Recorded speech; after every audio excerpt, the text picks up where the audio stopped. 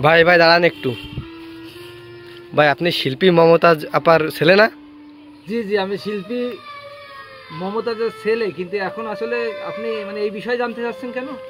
না, আপনার শিল্পী মমতাজ আপা এত কোটি কোটি টাকার মালিক, তার এত নাম কাম, আপনি তার ছেলে হয়ে কামলা দিচ্ছেন।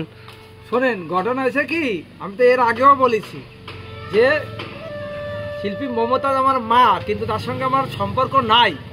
কারণ আমার বাপ ছিল শিল্পী মমতাজের 3 নাম্বার স্বামী।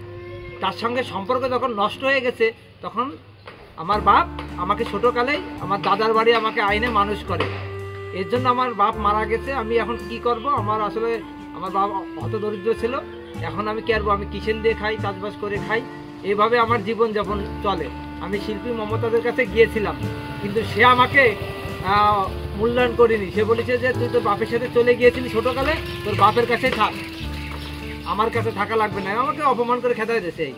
তা ভাই আপনি যে কাজ করেন, এই কামলা দেন, তাই মমতাজ আপা এটা জানে না?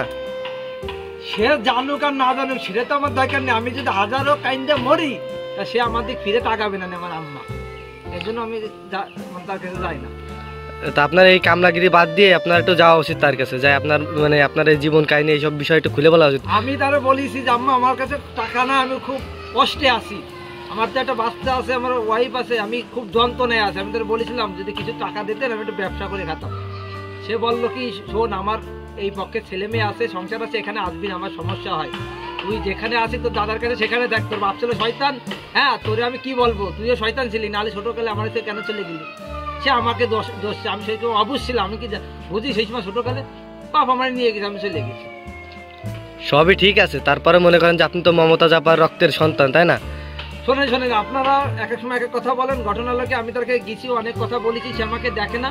আমি এই যে কষ্ট করে খাচ্ছি, কর্ম করে খাচ্ছি, এই কষ্ট করে 2 টাকা ফলি, এতে আমি খুশি, এই নিয়ে আমার সংসার চালাচ্ছি। আর আপনারা এক এক সময় এক একটা জিজ্ঞেস করেন, আসলে কি বলবো। আমার আম্মার বিষয়ে আপনারা বলবেন না, উনি একজন ভালো লোক, এখন অনেক বড় মাপের শিল্পী। সে একসময় এমপি ছিল, অনেক নামি দামি। আমার এই কাজের জন্য তার ইজ্জত চলে যাক, আমি এটা চাই না। তা ভাই আপনারা যদি আমরা কিছু টাকা দিই, আপনি কি ব্যবসা বাণিজ্য করে খাইতে পারবেন? আপনারা যদি দয়া করেন তাহলে অবশ্যই পারবো, কারণ আমার অনেক স্বপ্ন ছিল আমি একটা ছোটোখাটো একটা দোকান দিয়ে ব্যবসা করবো। ভাই এই কষ্ট করে রোদের মধ্যে, ভাই আমার আসলে কিচেন দিতে অনেক কষ্ট হয় ভাই, আমার তো আসলে কষ্ট করে খাওয়া অভ্যেস নাই, কিন্তু করবো কি, এখন আমার খাতেই হচ্ছে। কারণ আপনারা যদি দয়া করেন তাহলে তো ভালোই হয়। আচ্ছা ঠিক আছে ভাই, তাহলে কালকে আপনি বাসায় থাকেন, আমরা এলাকা থেকে দেখে কিছু টাকা পয়সা তুলে আপনাকে দেওয়ার চিন্তা ভাবনা করতেছে আর কি। আচ্ছা ভাই, আপনাকে ধন্যবাদ ভাই, আপনাকে হাজারো ধন্যবাদ। দেখেন আপনারা পারেন নাই, তাহলে আমি একটা ব্যবসা বাণিজ্য করে খাবার নেই, আমার এই কষ্ট কাজ করতে ভালো লাগে না ভাই। ঠিক আছে ভাই। আচ্ছা ভাই।